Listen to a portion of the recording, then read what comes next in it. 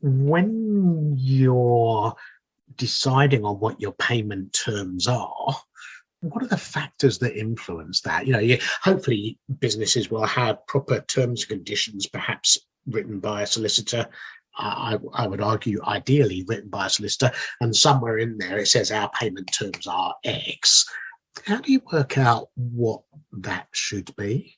So it depends on your payment terms to your suppliers. So if you are supplying goods and services that you're buying in, then you need to understand what the terms are with those suppliers and make sure that your terms with your clients are just that little bit shorter so that you're not having to fund that yourself.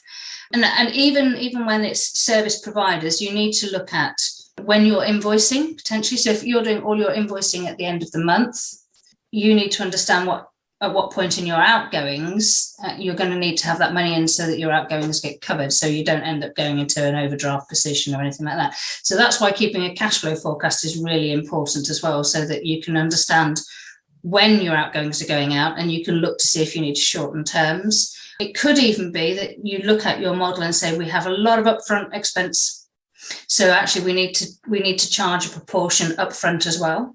It really does depend on your relationships with your suppliers and how you're delivering what you're offering to your clients.